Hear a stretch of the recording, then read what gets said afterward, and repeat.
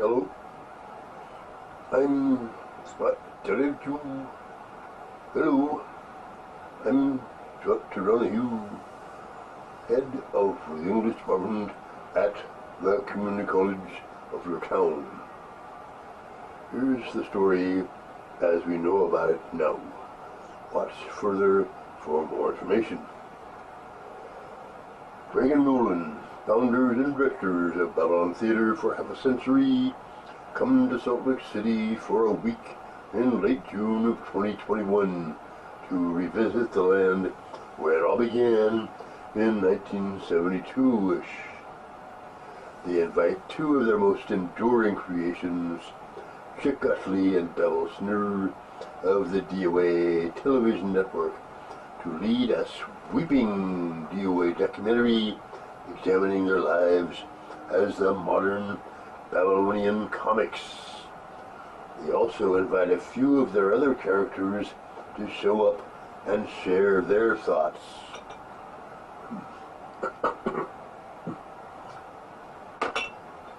Imagine their surprise when they begin production and many more of these characters begin a grassroots campaign to claim their rights as real people, promising to disrupt the planned broadcast as they try to bring their demands before the public. Who created whom? Are Greg and Nolan even real? Will Chick and Bab notice that they too are made-up characters? Watch this video and learn. What?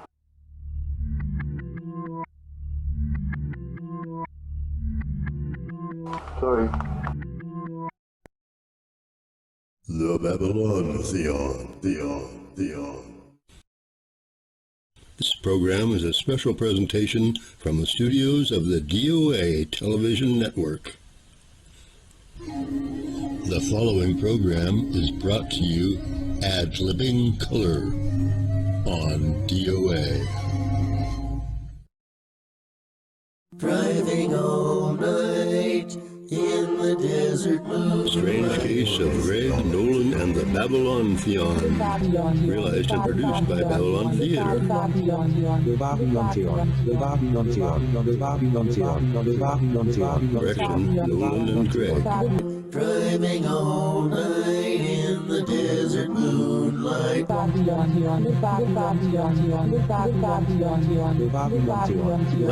Greg and Nolan. You can really see some things when your mind is right. The Babylonthaeon. Best boy, Pat Hat. When you're driving all night and your mind is right.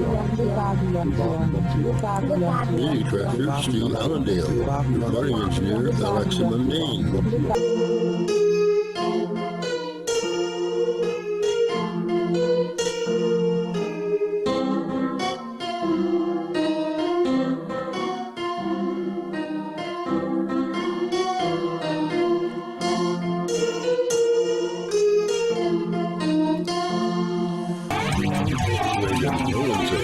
Just because you don't see it doesn't mean it isn't there.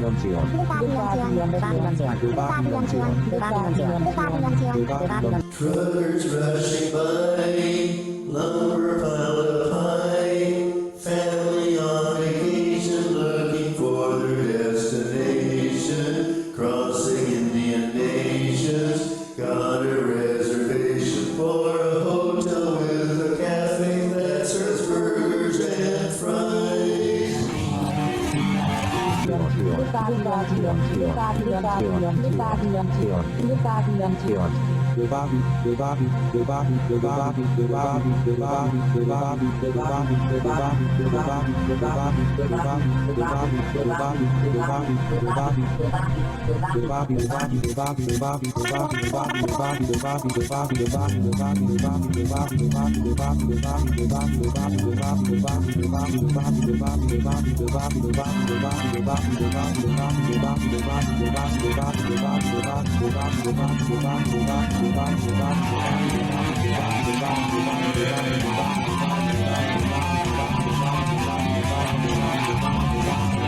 A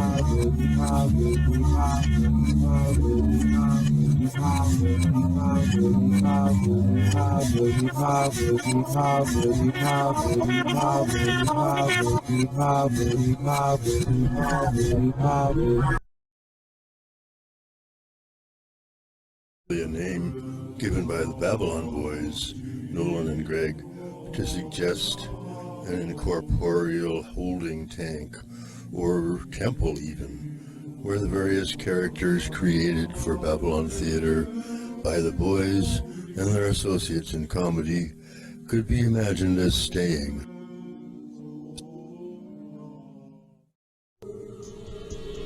Hi, I'm Dave. And I'm Wolfgang. Do you have a certain box that's filled with snapshots, film clips, and videos that you can never show to anyone because they are degrading? We all do. Lewd, candid, and just plain weird stuff, right? But what do you do with them? I mean, after all, they are degrading. Well, that's why we formed our company. What was the name of that company again, Wolf? We don't have a name yet, Dave. We just thought of the idea yesterday. Oh, yes, it does seem just like yesterday that we hired that consulting company, right? That's right, Jim. But don't you worry, because we specialize in taking those degrading videos and sending them right into the cloud. Right you are, Wolf. We put that degrading smut into our specially built topless blast furnace and shoot it sky high. In fact, right up into the cumulus cloud itself. Yes, it'll be coming down as acid rain in Indonesia before long. Just go to our website, degraded.com. Do it today. I thought we had decided on. Hello, I'm Ethel Rubber. The Church of Golly was founded in the milieu of the 70s when life was wild and free and everybody was on THC. I'm here today to talk to you about the influence of Golly and the church and Oval Rubber on Babylon Theater.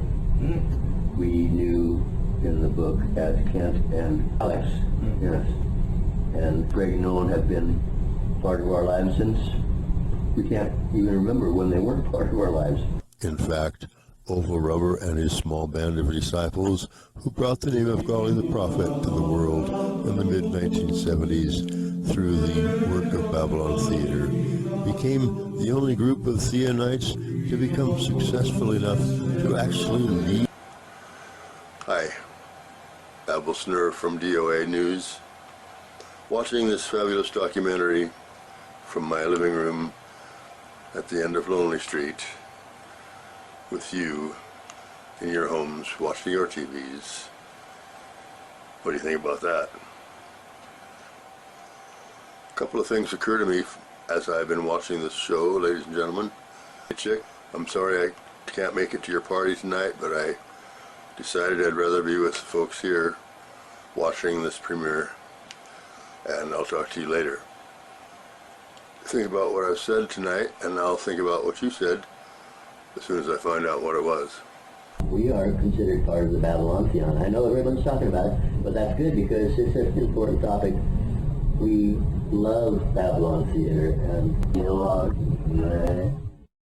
DOA, where deadlines are obviously arbitrary. Keep watching this station for a DOA special report, The Strange Case of Nolan, Greg, and the Babylonthaeon, coming soon. DOA tells you all about what some are calling supernatural, while others suspect publicity-seeking or even mental delusion from the unique Babylon Theater. Formed in Salt Lake City in the early 1970s by Nolan and Greg, BT is now working on its biggest production yet, a DOA documentary about their career and their relationships with the characters they have created.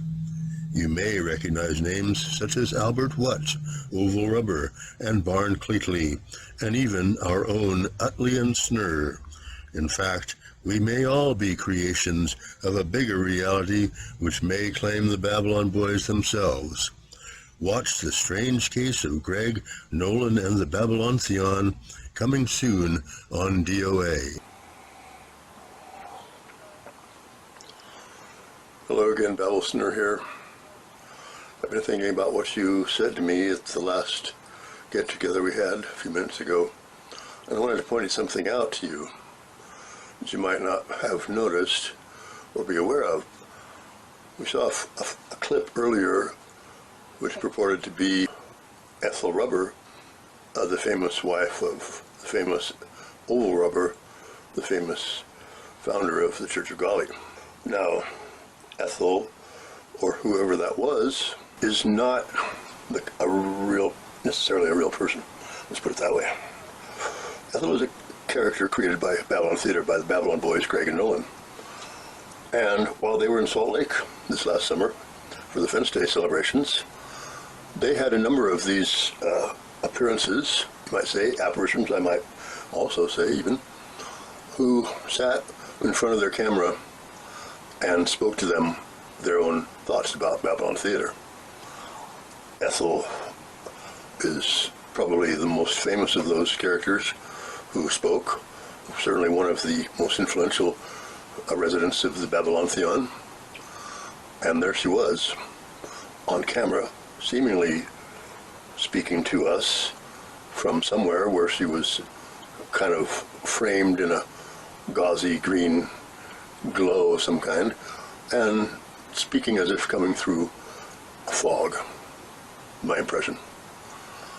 Well, we need to keep in mind that this is the whole purpose of this documentary, is to come to the bottom of this. And when we saw these films earlier this year, after they were given over to us for our use, it was one of the first clues that we felt we had, Chick and I, that the Babylon Boys might actually be onto something. Hello, I'm Ethel Rubber. And this is Chick Utley. Not everyone agrees on this, and I've been checking with Bab. We are always in contact, most recently directly at the crossroads of the West City. But Nolan and Greg have affiliations directly back to the original Babylonians, and we may discuss things directly with Nolan and Greg. I've run over time. This is Chick Utley checking out. Thank you. Runto, no, he is creation of Greg and Nolan. There you have it. The famous Runto, known to millions of children as the partner and sidekick of the Bone Stranger, now coming out on the side of Babylon Theater in the Babylonthaeon controversy. We've been asked to give our expert opinion, being Grandpa and Ralph, as to what we would like to see in a new play about the Taxpayer family. A new play? Taxpayer play? And the dynasty that is generally known as what? What? And it could include the word pilgrim, but it's not necessary. But what is germane? Brian, we appreciate it so much the way the Babylon I had Theater. a cousin named Germaine what? No, hold on, Grandpa. Okay. All right. I am Runto, speaking today for DOA, where the newscasters give deliberately obtuse analogies. Why is this motley collection of otherwise unrelated characters making life bizarre for the Babylon Boys of theirs? They think that Greg and Nolan are crazy, probably addled by a life of drugs and rock music, not to mention sex, which we will not go into in this documentary. Dexedron, Central Drug Clearinghouse, invites you to a big party tonight down at the warehouse by the old docks where the ships come rolling in. Bring your ID. Get an idea of what drug clearing can do for you. clear up to 1,000 a week peddling drugs for our establishment. Yes, kids, a once-in-a-lifetime, invitation-only party. Just listen to what some of last year's members had to say. I made over $100 in 1 week just selling these simple little Dexies. Yes, you are guaranteed to wake up completely wasted after 8 easy hours of the most refreshing clearing you've ever drugged. Yes, drugs aren't all bad, even though most of them are, but ours is good. Try it. Sell some to your friends. Remember, buying in quantity gives you an easy out if you're ever busted. That's Dexedron, the clearinghouse of all variety. Yes, you can make your own bail with Dexies. This is DOA, where the newscasters give damned odd arguments. Yeah, well, I'll tell you what it means here in the DOA vending machine room. Donut or apple fritter. This is the Bone Stranger, speaking for myself and for Runto. We're real. Even Swivel here is real. I'm Larry. I'm the friend of Ralph's from the play. The play, the Pilgrim's Problems play. I'm a member of the League of Injustice Students, and so I'm kind of like a sidekick. So that's why, I'm a creation of the Babylon Boys. They created me for this play, and I'm kind of a minor character, so that's who I am. Now some of the guys down there, Ralph's one of them, his grandpa's all hot on it, are saying, I just got a few minutes before I got to catch the bus here. But anyway, they're saying they got lives of their own and rights about doing this and that. And, well, maybe they do. I don't know. See, I don't think about those kinds of things. I don't even care what Greg and Nolan call me. I'm very grateful to them for what they did, making me in that play. And say, well, what kind of accent is that? What's that guy doing? And it's like, well, I do a lot. I think in the play I was more Mexican, but now I'm maybe a little more East Coast. And oh my God, here comes the bus. But so I weigh in and I say, go Babylon Boys, you've always been righteous. He tells us all we're eating, but it just looks like... My 18-year-old preschooler wouldn't snack on anything but junky smack foods. Well, I'm not as in good shape as I was back then, but if you are, I'd like to see it. If any of you out there think that this commercial there that you saw was a high-budget production, well, you're a true television fan. The boys have always been slightly frivolous, slightly underhanded, slightly over the top, and that's why they had me on that commercial. Well, I'm not talking about that. I'm talking about the fact that these Babylonthaeonites, some of them, seem to have the idea that the Babel boys have been holding out on them in terms of compensation, residuals, or just down plain and dirty retirement benefits. But that's the way it came to them, and if it hadn't been for the Bab boys, they wouldn't have been here at all. That's the way I look at it. I don't remember where I was before I was in that commercial, I can tell you that. But I know where I am now. In fact, they have so little regard for money even that they just will spend it at a moment's notice. Cigars, liquor, meals, you name it, on the road, it's a total shambles. But it's a lot of fun. Hello, I am El Gregorio. Yes, I've been a Goliath for a long time. I am El Gregorio. That's all I got to say for you tonight because I'm just new in your country. I'm not so new in your country, but I'm new here in this part of the country. We're in the studios of El Mundi, we call him. If you ever want to know what it's like to be at the top of the Ajax of the triangle there, just ask El Gregorio.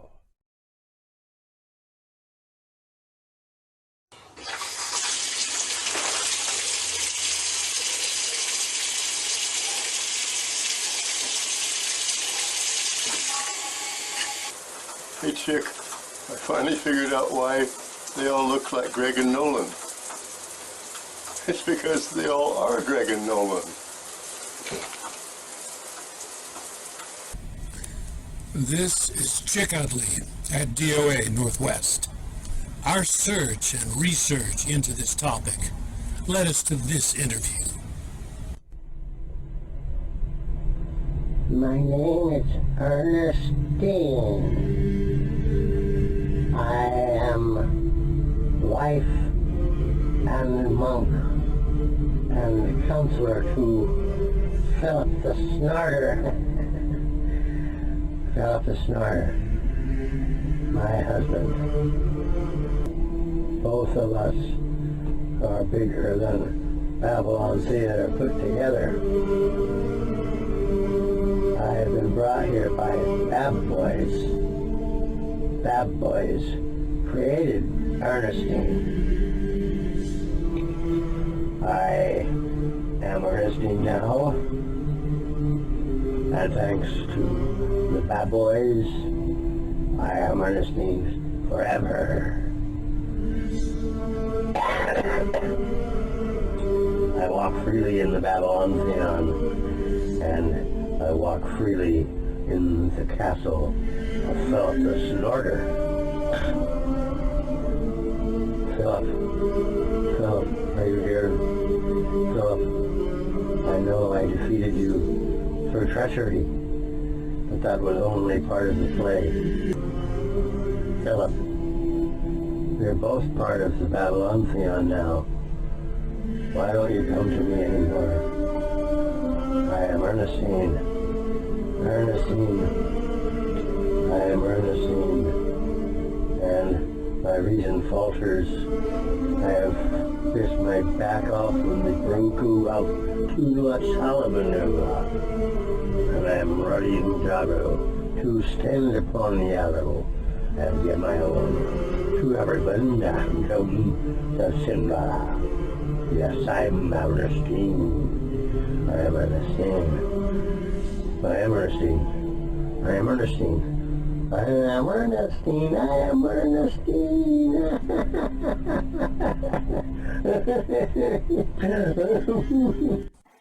Introducing genuine wood products from Babco. Have you ever said to yourself, I would definitely buy that if I could? I would buy that if I could. Well, now you can. Babco is taking over a dozen of its famous wood products. The products you would buy. And selling them to you, either individually or all wrapped up in a travel case and arranged like this. Wow, I really would buy that. But unlike previous imitations, these products are made entirely of wood. Product. Remember our gravity locator?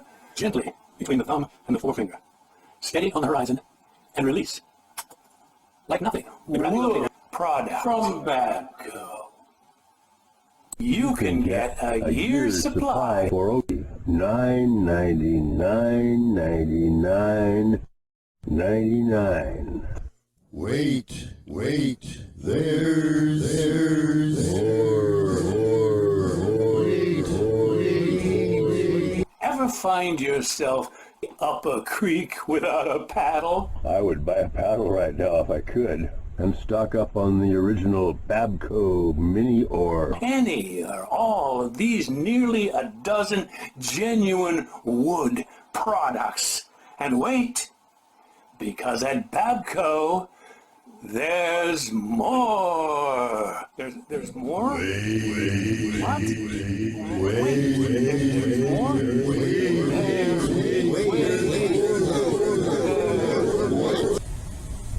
DOA, where direct obfuscation is admired. This groundless speculation. Could there be a connection between worlds? This is Chick Utley. I'm Calvin Rubber. Yes, I am. Remember we talked about this. Oh, he's Calvin Rubber, and I'm Michelin Rubber. And we're the Rubber siblings. We have rubber in our veins. And we don't want to talk about our family, but our father is oval rubber. And he's here somewhere, because he never will let us take his van ourselves. I love Golly. And Golly is a wonderful model,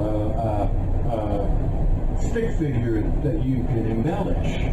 Well, I don't mind that. Being your half-sister is just as happy as fullness to me. But I think it's a generational thing. I do. Dad is kind of a hippie. He came from that. And so did you, gal. You know, you may not think so, but he does. He's brilliant. He's brilliant. Just because he's a dinosaur and doesn't really understand modern sensibilities. He's gonna go, oh, that daughter of mine.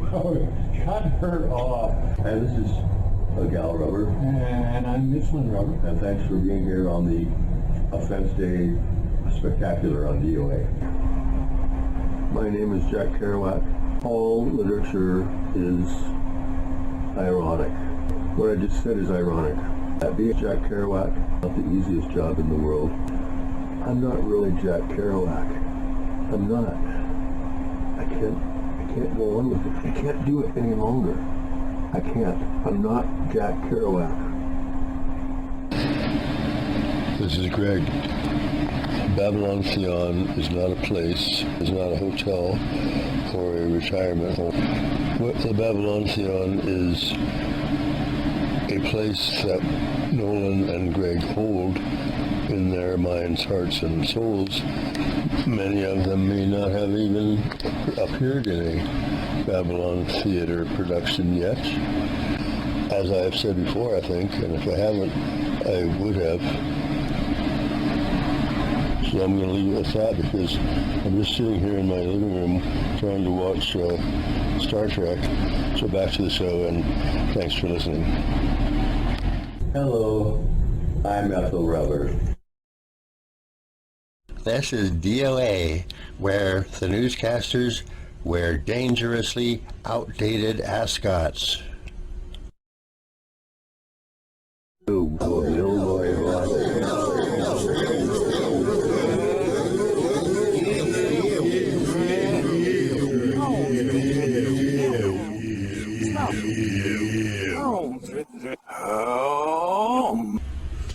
New from DOA, Tap Miners from Hell, the story of the famous California tap miners of the 1950s and 60s who supplied millions of taps for performers on the sound stages of Hollywood.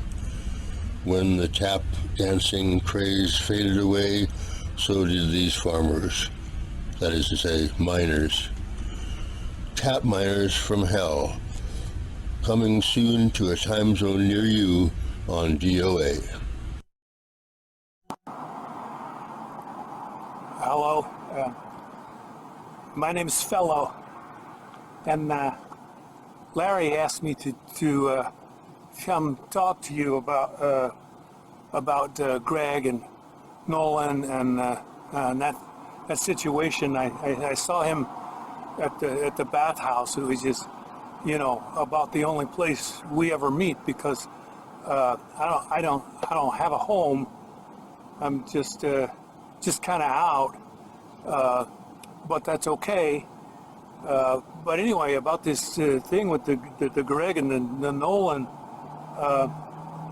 I should tell you that, you know, my name's Fellow now, but in the beginning, I'm one of the people, and I think of myself as a person who was in the Pilgrim's Problems thing. But at the time I was there, Greg and Nolan created that, and they created me. But at the time they did that, I was just a crowd noise. I was a crowd, or just a crowd noise that Greg and Nolan had in their play. And it wasn't until later when Nolan was directing a kind of a rehash of the play that he had to like cast somebody to be that crowd noise, and so I became Fellow. I'm Fellow, and so I was in that. For Nolan, he made me into Fellow instead of crowd noise, and I'm like the very least of the whole taxpayer people thing to weigh in on this. And what I say is, I'm glad to be Fellow. I would rather be Fellow than the crowd noise.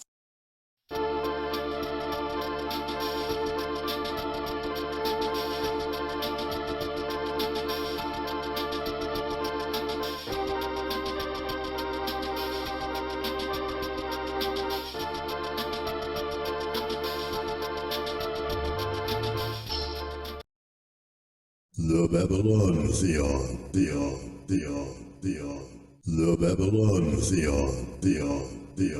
Babylonthaeon. Friday Night is Out of Sight. One of DOA's longest-running programs has been seen after the 10 o'clock news every Friday evening for 25 years and is still hosted by audience favorites Chick Utley and Babble Snurr. This arts and entertainment calendar can now be seen in its new time on Saturday night as Chick and Bab run down the dirt on live events happening in your zip code. Be it music, plays, or music plays, keep informed in your local scene by watching Friday Night is Out of Sight every Saturday night at 10 here on DOA, where dusty old aphorisms come home to roost.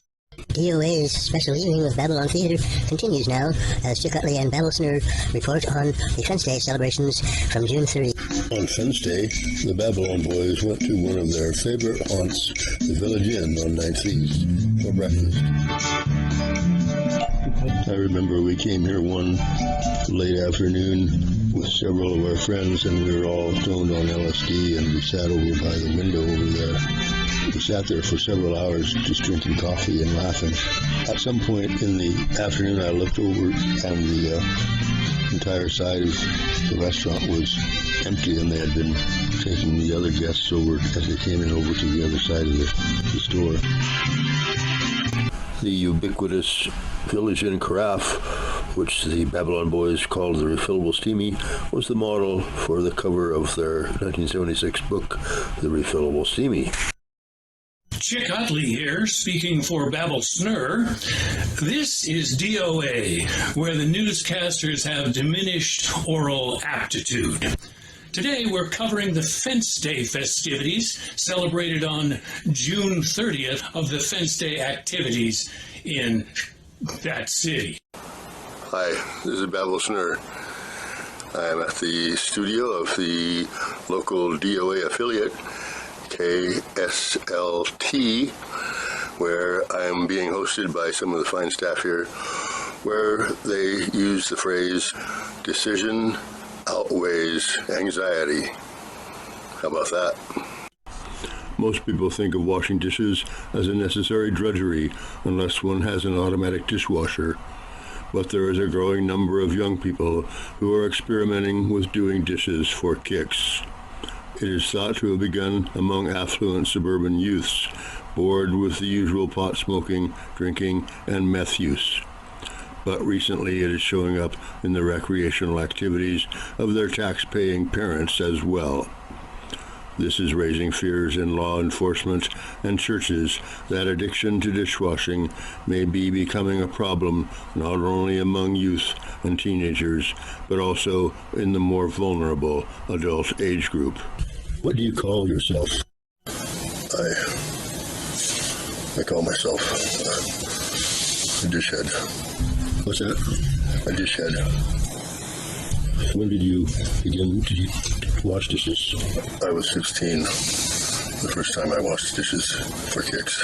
Some addicts report feelings of blurriness and seeming to be living in black and white. Would you describe the dishwashing high? Dishwashing is the best feeling I've ever had. Best high. Best good time. How often would you say you wash dishes each day? I usually wash dishes about 10 times a day. Maybe more on weekends. a group of addicts washing dishes together in Vietnam.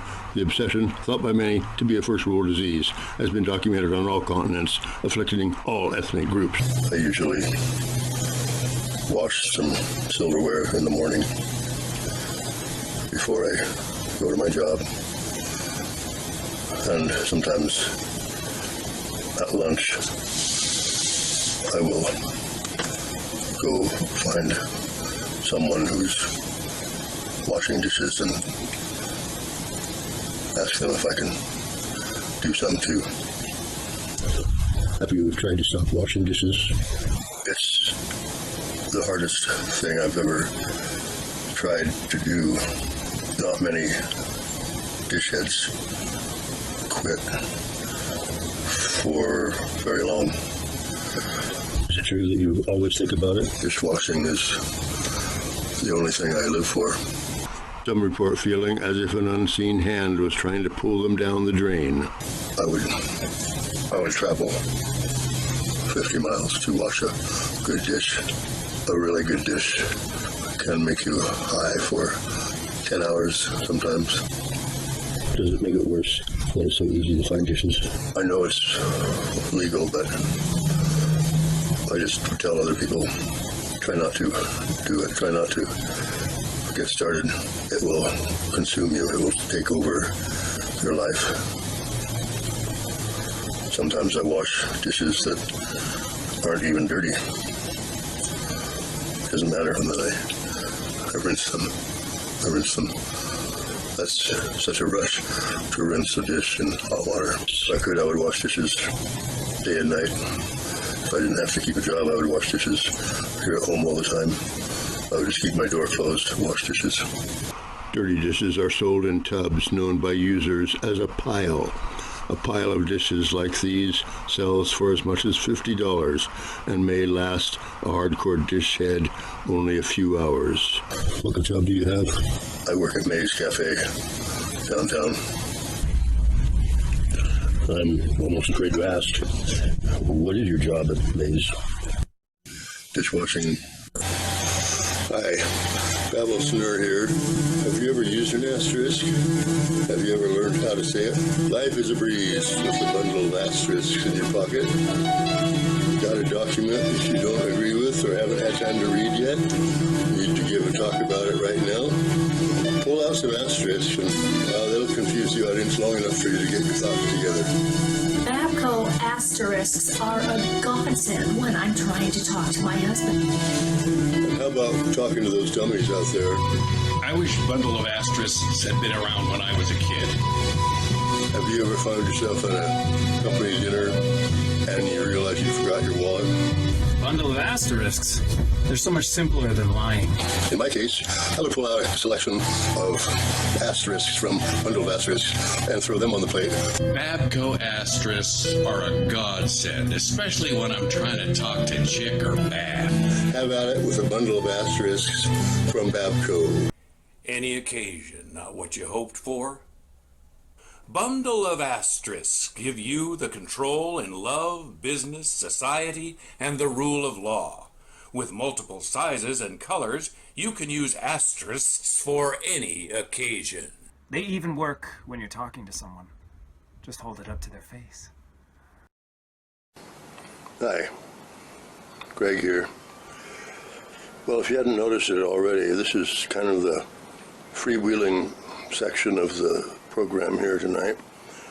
We have some fun things to show you, and, well, DOA, I guess I'd have to say pretty much Chick and Bab, really wanted us to put this next segment in.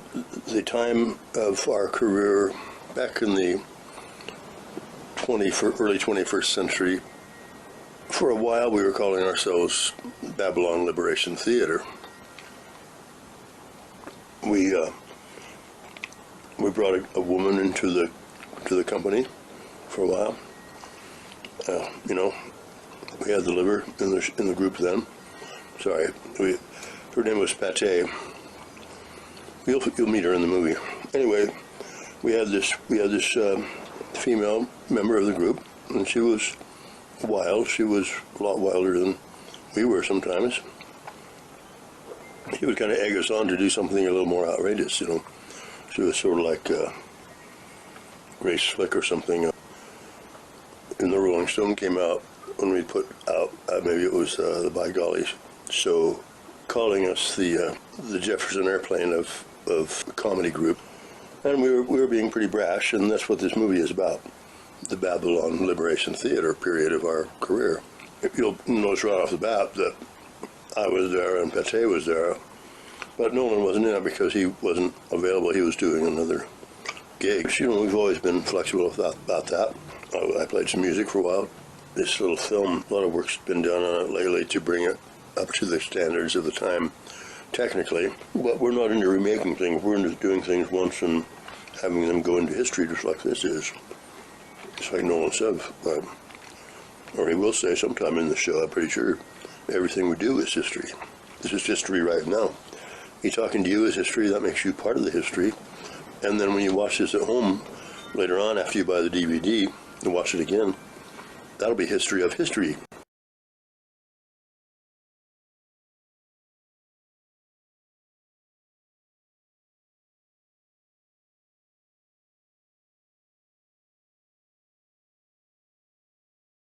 On June 27, 2011, 3 members of the Babylon Liberation Theater, or BLT, leave Seattle for the group's first political action since forming earlier that year, which is to take place in Utah.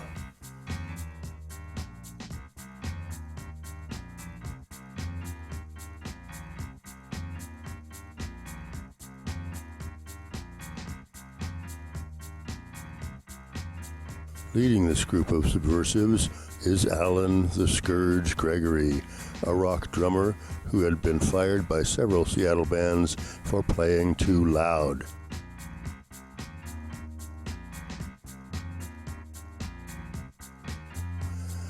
His second in command is Pate the Liver Wurst, daughter of Randolph William Wurst, billionaire inventor of the vending machine favorite cheese and meat sticks sealed in plastic.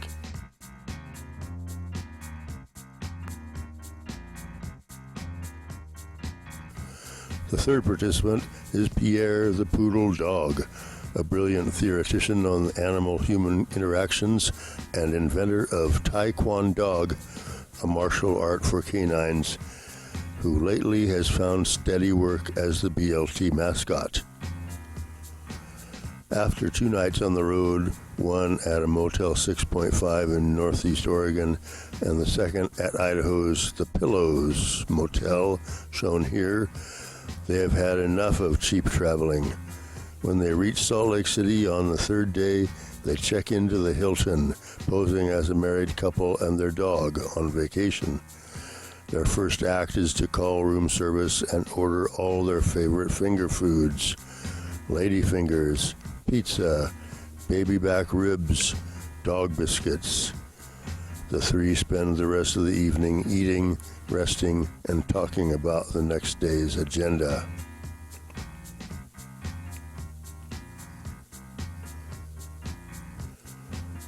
The next day, June 29, is spent in the Salt Lake area, interviewing Mormons and noting any anecdotes or legends that they report concerning a possible fence-related holiday from the pioneer days of their community. There are appointments with university historians and church leaders that had been arranged before the trip. BLT researchers working from the group's headquarters in Seattle had concluded that an old holiday going back to the early days of Salt Lake City might have been observed on or around June 30, perhaps as late as the early 1900s. The people on the street, whom Alan Gregory and Pate Wurst interview, agree that it was known as Fence Raising Day. A 100-year-old woman they find in a local nursing home claims to have heard her elders mentioning the Idaho question and the fence dialogues during her childhood.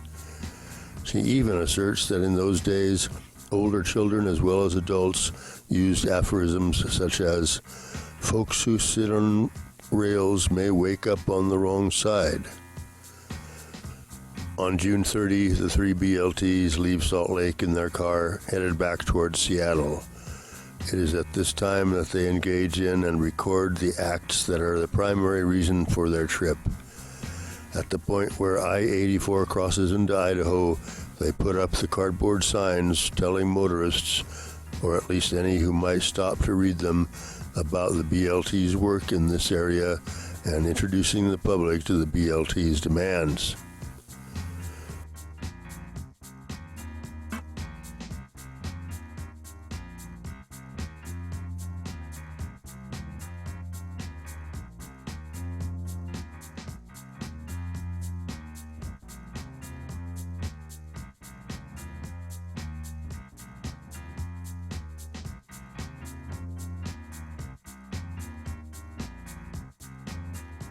Whether or not there really was a section of original fence nearby that other BLT members had discovered resulting in this expedition is secret information.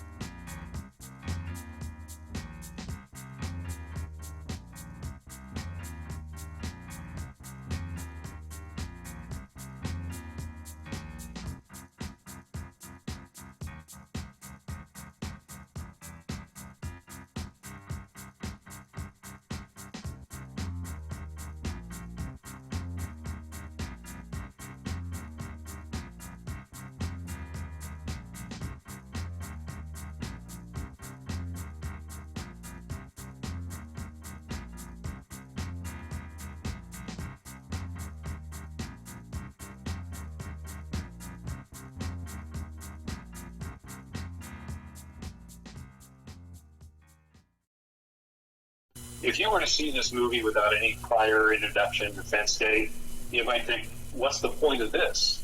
It's just a dumb stunt. Well, it could be seen that way, but the reason it was done made it more than that. It was a calculated political challenge. Fence Day, the perfect name for a world holiday with a message. That deep borders establish relationships that are friendly yet respectful. This has always been one of BLT's core concerns, and the most controversial. And our work in that area is ongoing.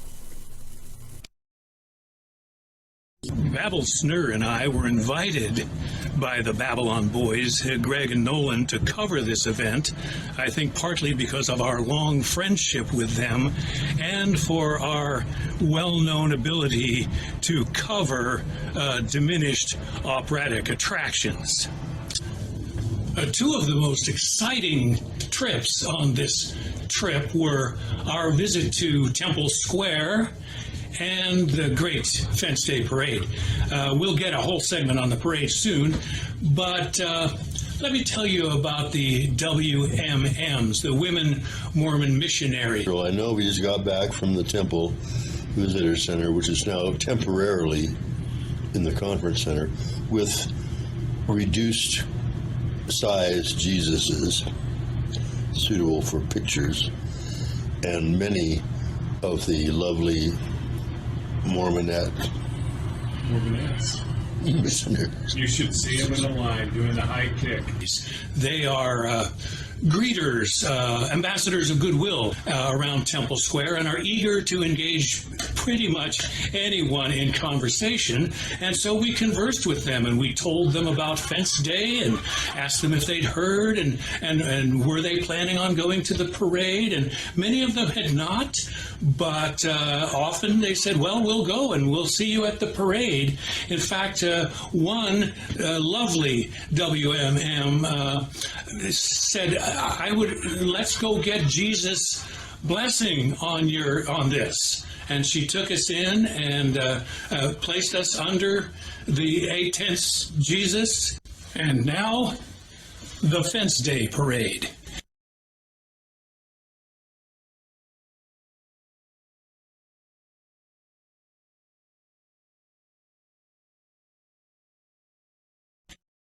And here we are in the first float, of course. In this parade is the mayor's float. It is your typical vintage convertible. He's riding in it standing up. I do know he has added a fence to the grill. We understand from some of our helpers here locally that this is a replica of the piece of fence which was discovered by the BLT 10 years ago off in the woods next to I-84, which has since been put in protective custody in a local undisclosed location. A nod towards Fence Day celebrations, even though he declined to make it a citywide holiday or even to contact the governor about making it a state holiday. There's the mayor's float, a beautiful 64 Cadillac convertible. Our next float is the WMM float, the Women's Mormon Missionary float. These women, as is well known locally, congregate around Temple Square. They're usually in groups of two, duets or pairs as we call them, and greet people and ask them how their day is. But they are known to congregate in larger groups and dance under the statue, the 8th statue of Jesus. And we'll agree, Chick, that this is quite a change from their usual stylized frontier dresses that they wear around the square. But a beautiful bunch of girls here, and I've been told that these costumes were designed by one of the members of the Council of the 12 here locally. And now comes the Draper float. The Draper people claim to be descendants of the original Fence Day progenitors, and their float is a big X with a crossbar across it, much like the stock photos of the fences you see in Fence Day advertisements. Many of the ancestors of these people either received or inflicted severe tongue lashings across these fences in the early days of the fence dialogue. We don't call it a war, but the fence dialogue. In fact, I read somewhere, Chick, that the commander of a militia stationed at the border on the Idaho side was reported at the time to have said, "This leaves a taste in your mouth just about as bad as that Mormon tea." And now we have what I think is a new float this year, the Murray High School All-Inclusive Fence Group. Now, as I understand it, this is a reenactment society for reenacting some of the skirmishes of the original fence dialogue. Their float is like many floats in this parade, tractor trailers, and this has two long flatbeds on it, closely connected. On one are the people representing the side of the Idahoans, and on the other, those representing the Utahites. And local people still talk about an incident a couple of years ago at the parade. At that time, they had still been inviting actual Idaho people to come down and participate in this all-inclusive float, but a skirmish indeed erupted that year, causing several injuries and damage to the float. So now they only use actual Utah residents for that float, representing the Idaho side as well. Beautiful float from the Murray High All-Inclusive Fence Group. And finally, as this parade draws to a close, we have the Babylon Theater float. And Bab, it looks to me like this float is just a yellow Volkswagen Beetle. And in fact, Chick, this is the Beetle which belongs to Greg of the Bab Boys. And I think if you look closely, you can see that they are both riding in the bug now. Of course, they're not able to stand up in it as some other floats allow. But hello, Bab Boys, and we'll talk to you later. Very low-key representation by Babylon Theater and its originators, Greg and Nolan, finishing up this exciting Fence Day parade. This is Chick Utley. And this is Babble Snur, and we're saying goodbye for now until later. there were other exciting events inside the city besides just Fence Day, and many of those involved Babylon Theater themselves. It seems they had not only invited us, but other characters from Babylon Theater jams and productions to come to that city and be part of this documentary. I'm just going to play you one. This is from Ralph, taxpayer. He calls himself what now? They're nuts. And so my future as a political activist just has been waning for some time. But here's my plea. It's not for your money, dear viewer. It's for your influence. And that is, get the boys at Babylon another reunion gig. Me and my grandpa could come and contribute. We have great ideas about almost everything. What happened after that and events subsequent to that is the subject of a DOA special, The Strange Case of Greg Nolan and the Babylonthaeon, coming soon on DOA. This is Dr. Infinite. The Theonites are on the march, and they are looking for you. They are looking for you. They are looking for you.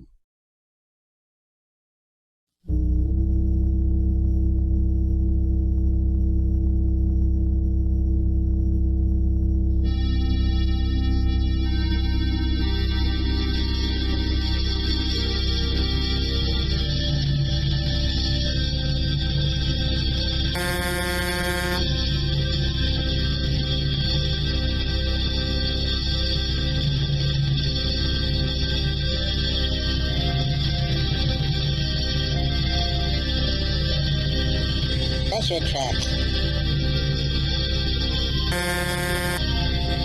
Pressure tracks. Pressure tracks. Pressure tracks.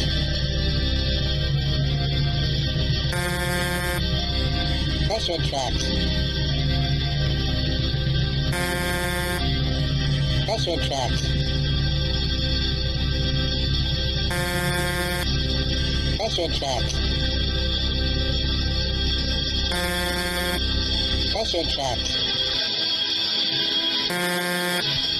Pressure tracks. Pressure tracks.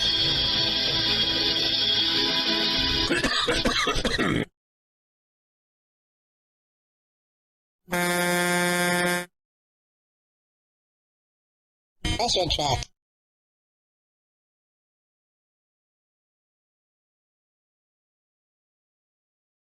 The Babylonthaeon, the Babylonthaeon, Theon, the Babylonthaeon, Theon, Theon.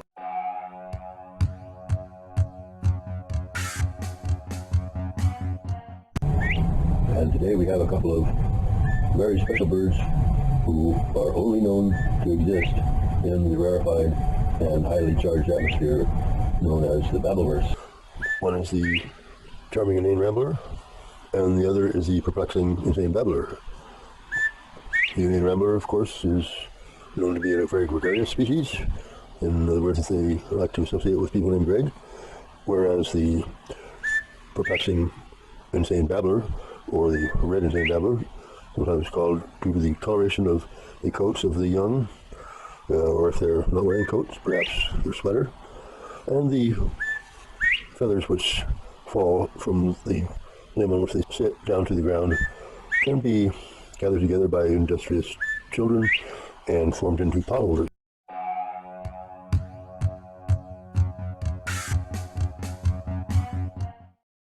Ever wonder why DOA seems to be always having fun with its name, making up word combinations to represent the letters? Well, now you can find out and possibly win a prize by watching the show coming up this fall, DOA, the amplitude and the modulation. Yes, We'll answer the question, does DOA even mean anything at all? Here at DOA, will the advertisers dither over audience share? Now, part 3 of tonight's special DOA documentary, The Strange Case of Greg Nolan and the Babylonthaeon. Good evening. This is Greg of Babylon Theater. This is the lone stranger. When I say you, I mean you. Hi, this is Nolan, and I want to speak about Babylon Theater. Hello. And for this reason, Nolan, I want to remind you, and me as well, that in doing the history of Babylon Theater, the oral history project, I, for one, set it up as including in the history of Babylon Theater, the history of Greg and Nolan's relationship, because the two are exactly the same. There is something like deity in the Babylonthaeon. In fact, nothing separates Babylon Theater from me in anything I do. Babylon Theater is always involved, and I know now has always been involved. My name is But deeper than that, there is the Babbleverse, in which we live, in which we are living, which we are creating and being created by and experiencing and filming for posterity all at the same time. Hello. And for this reason, Babylon Theater is the perfect place for me, because this is Babylon Theater is a kind of spiritual attitude which is only appropriate for people who can sustain it, and I will be the judge of that. There are more important figures. Greg and Nolan are important. Their closely held personal companions are important. The reason that Babylon Theater can be considered real is that it represents a form of theater which requires skills that most people in theater don't have, which are, for instance, the ability to babble on. People like Oval Rubber. The whole rubber enterprise is big in the moving and the shaking of the Babbleverse. My name is and jamming has always been the heart of Babylon Theater as we know it. And there's something in me that says this is true. This is absolutely true. As I know it, and when I say I mean me. When I say you, Nolan, I mean you. And when you say I, this is Larry. You mean me as well. When I tell you, I mean you, because I mean you to have this great knowledge that I'm putting out there. And as we often do, by we, I mean Greg and I, as we often do, when I say we do, it's the same we that I'm talking about when I say, when we say you, we mean you. When we talk about history of Babylon Theater, and it goes back to Salt Lake City, although it may have originated in Europe, but we Babylon Theater are history in the making. Everything we do is history.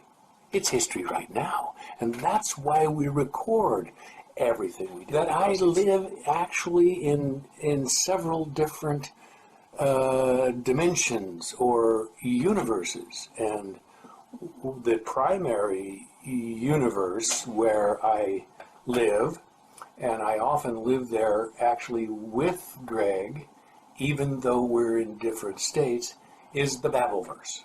I live in the Babbleverse. But I don't live solely in the Babbleverse, and there's other dimensions of life. 2, 3, 4.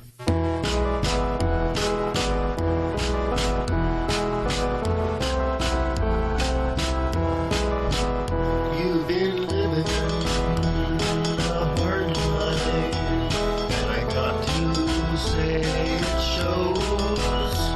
There's a callus on your shoulder from holding them doorways closed, but you're starting to get older. You're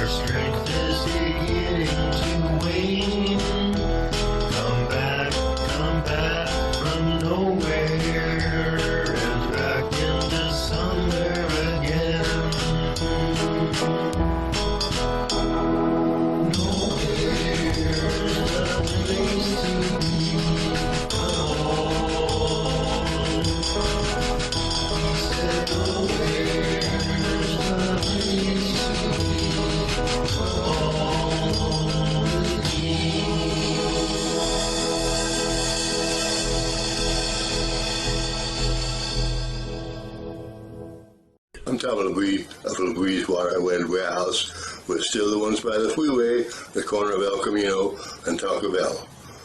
You know, we've got this big new warehouse now, and it's full of water beds, and it's full of what's the waterbed furniture, and we even have a coffee shop where you can stop and have some coffee.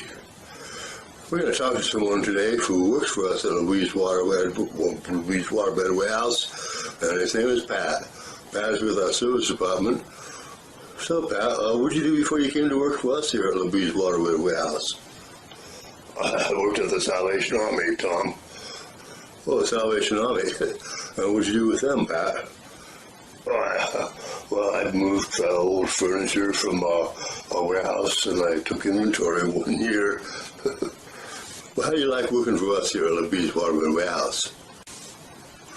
You're great, Tom. You have a good product, and you sell it good, and you have good conditions for us workers here. And I don't mention the price. The price? Got any cocaine, Tom? Pat, thanks for coming by, and I hope you can keep working for us here, and perhaps you can get a better job here at Louise Waterbed Warehouse.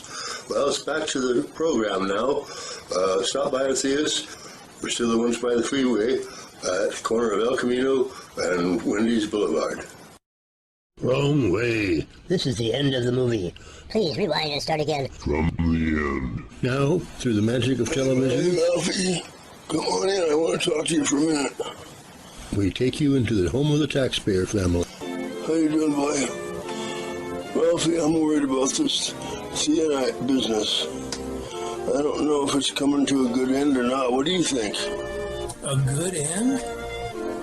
Who knows how anything's going to end?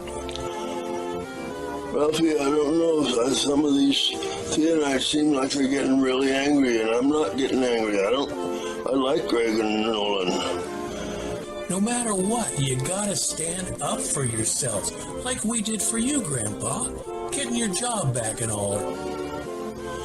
Well, Ralphie, I'm getting too old for this kind of insurrection talk. I can't go marching down the street anymore. Yeah, you follow what?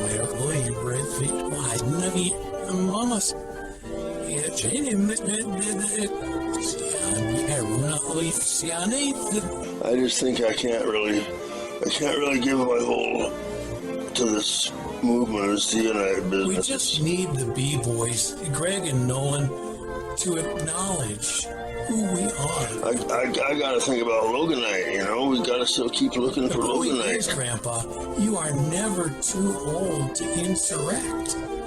So, you know, if you want to insurrect from a easy well, but you do what you think, but I might have to stay home with some of these meetings you're talking about, you know. Yeah. After all, I'm 115 years old now. Yeah. I know you're not no kid no more either. About both of our What are you now, 60? You're not that old. I'm probably older than that. You're a wise man, Grandpa. You're wizened enough. You're a wisecracker enough.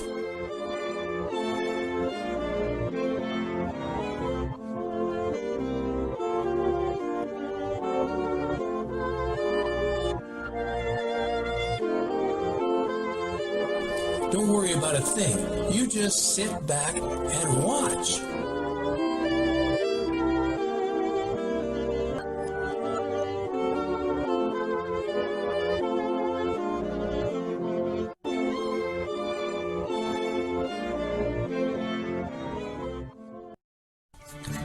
They're at DOA, to which the newscaster says, "Darn optimistic, ain't you?"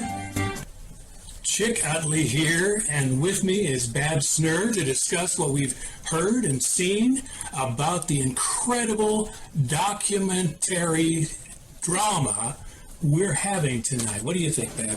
I think you are right, Chick. We are here tonight, and we are in the midst of this incredible docurama. As of course, it is going to come down to basically either the Theonites are real, as the Bad Boys claim, or Greg and Nolan are wacky, as you might claim. Supposedly, all the characters who ever appeared in a Babylon jam or script now reside.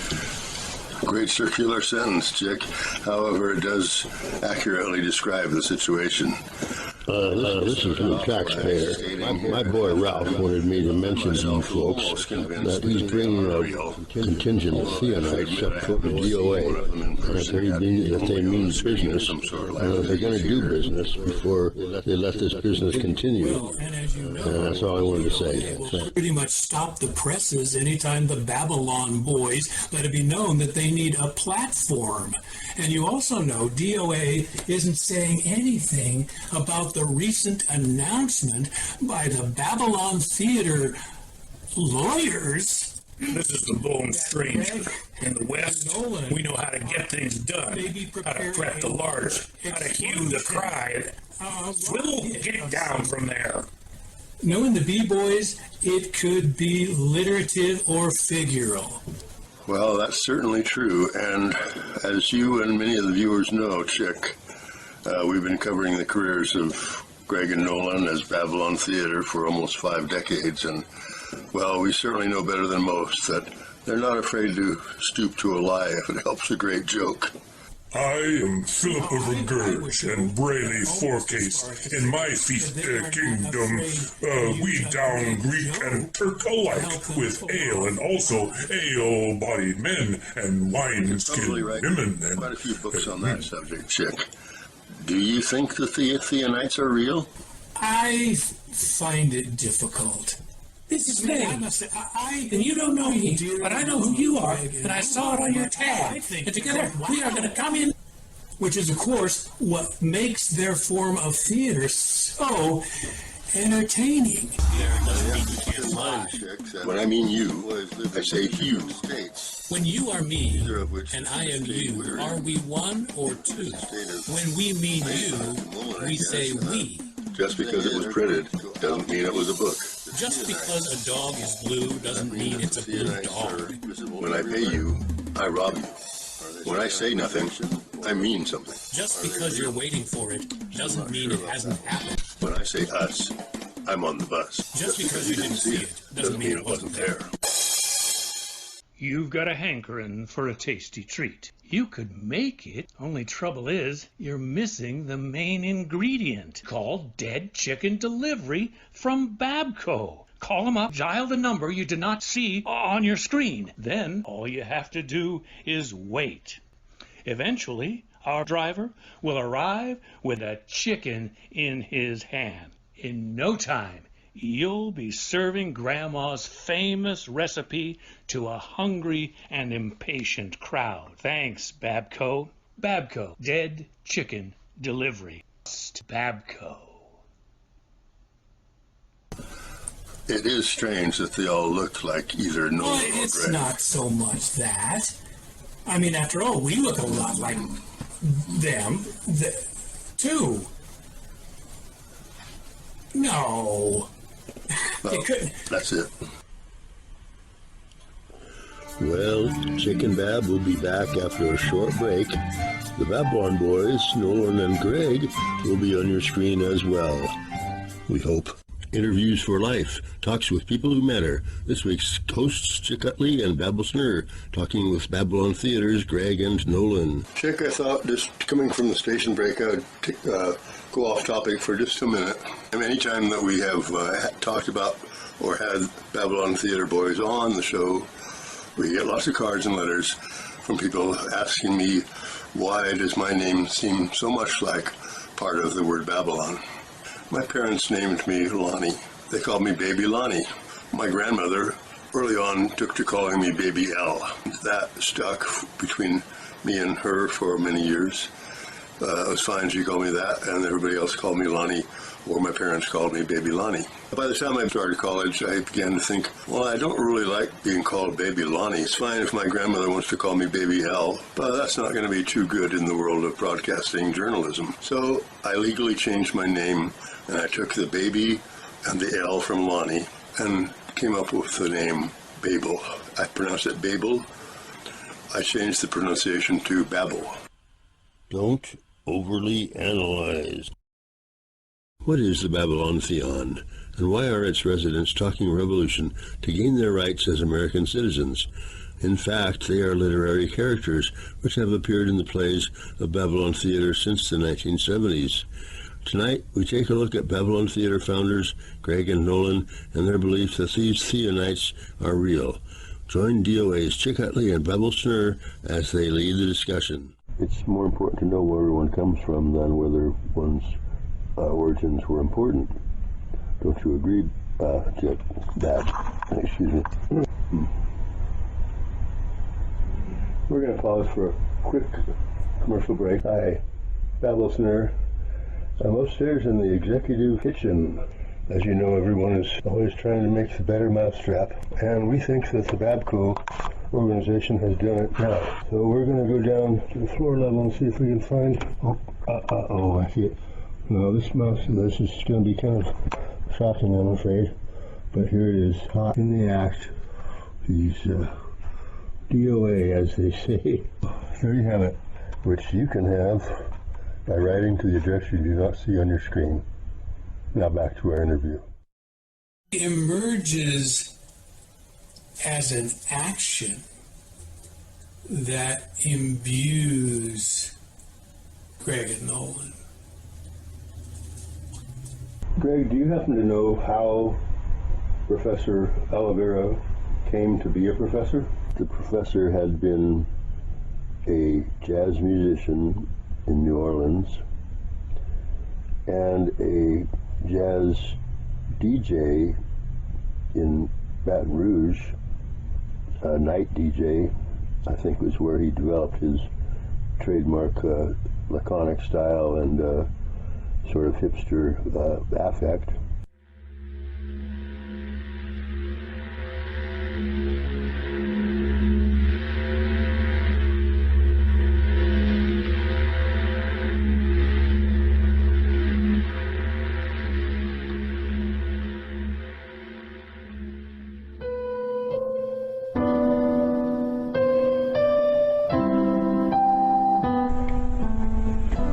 And we're back, and I am Professor Oliveira.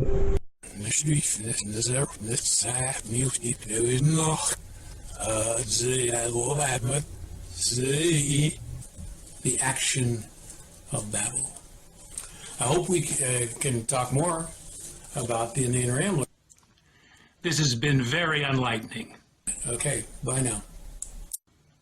Well, that's that. Interviews for Life is produced by Jackie Barrett, written by Z.Dog. Guests to the show stay at the fabulous Thunderbird Motel with a free shoe shine boy in each room and nightly senior specials in the cafe. Ask for a Grand Marnier cake, eat a whole piece, win a prize. DOA, reaching out in ways the other networks don't ordinarily allow. Stay tuned. This is Ethel Rupp, and we are here marching on the DOA studios, and we know who we are. Do you know who you are, Utley, Babble Snurr? I know you can hear us. I know you can hear us, and I want to talk to those bad boys. I'll just talk to them right now. Greg and Nolan, we are going to get in that door. We are just moments away. Right now, we're going to come in there. This is Ralph, and I want to say a few words. Chick and Bab, you're in there. We know you're in there, and you've got to let us in. We know who we are. You need to advocate for us. All those interviews, what are they good for if you don't help us? The truth of the matter of who you really are and who we are, and recognize us. That's all. This is the Indian Rambler, and I just want to tell you. When I say us, I'm on the bus. You'd be a lot better just because you want. I'm not really sure what to make of this, Bab. It appears as though the B-boys are going out to confront the Theonites. That's what they said, and I don't know if we have a cameraman on location out there or not, but we'll try and get this. Viewers, stay tuned. Look, this is coming. It's coming in right now. Just look at this. When you say you mean me. As you can see, let me help you.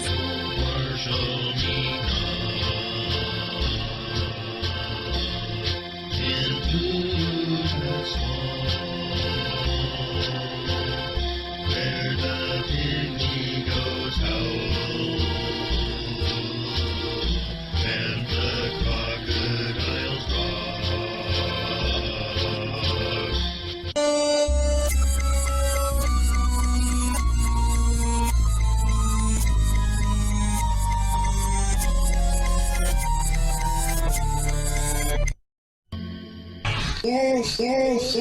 News instigation. When I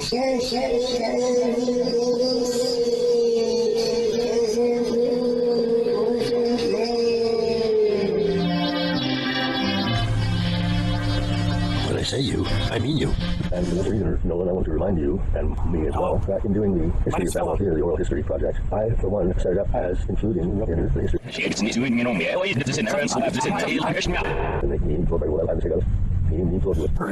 Of Babylon Theater, the history of Greg and Nolan's relationship, because the two are exactly the same.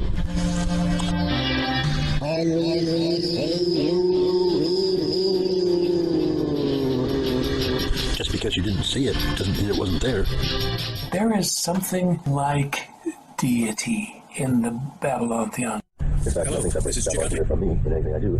Babylon Theater is always involved, and I know now has always been involved. But deeper than that, there is the Babbleverse, in which we live, in which we are living, which we are creating, and recreating. And exciting. And charming for posterity, all at the same time.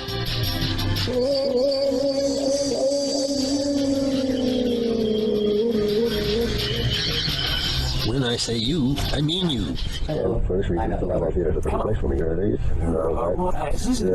is a kind of spiritual attitude which is only appropriate for people and I would do that. There are more important things. Grand order, typical closely held personal companions. People like in the movement and the shaking of the Babbleverse. My name the sentence traces to the absolute truth. When I tell you, I mean you because I mean you are this way.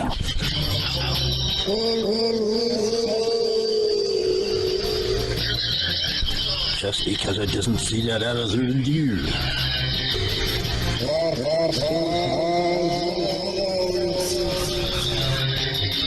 Dressing room, I'm the room.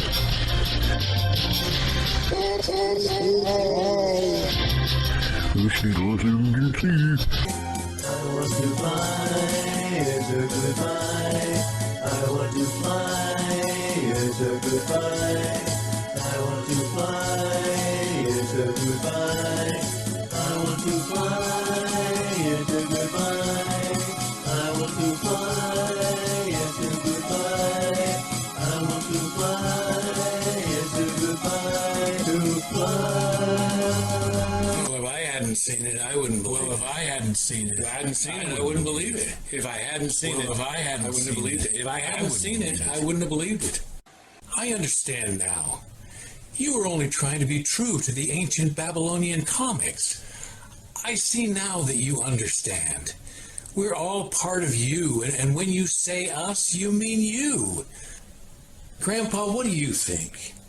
Well, Ralphie, it's like I said at the end of Pilgrim's Problems many years ago. Just because you didn't see it doesn't mean it wasn't there. I'm not sure I believe it now. Well, I, for one, am going to bed. Good night.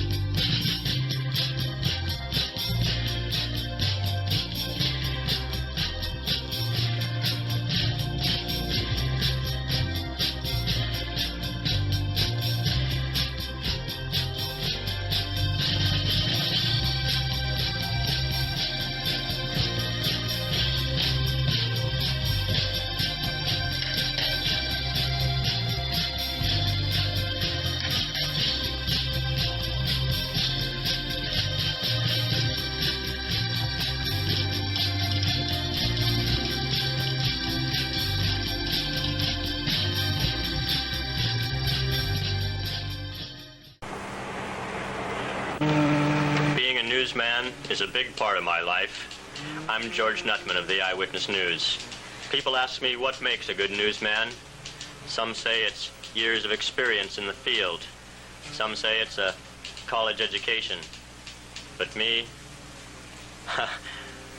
I don't say it's any of these things.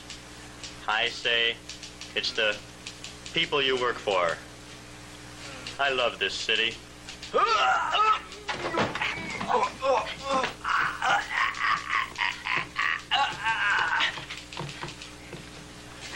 Be sure to watch George Nutman and the entire Eyewitness News team every night here on DOA. When I say us, I'm on the bus. Just because you walk there doesn't mean you can't fly. When I mean you, I say you. When you are me and I am you, are we one or two? When we mean you, we say we. Just because it was printed doesn't mean it was a book. Just because a dog is blue doesn't mean it's a blue dog. When I pay you, I rob you. When I say nothing, I mean something. Just because you're waiting for it doesn't mean it hasn't happened. When you say you mean me. Just because you didn't see it doesn't mean it wasn't there.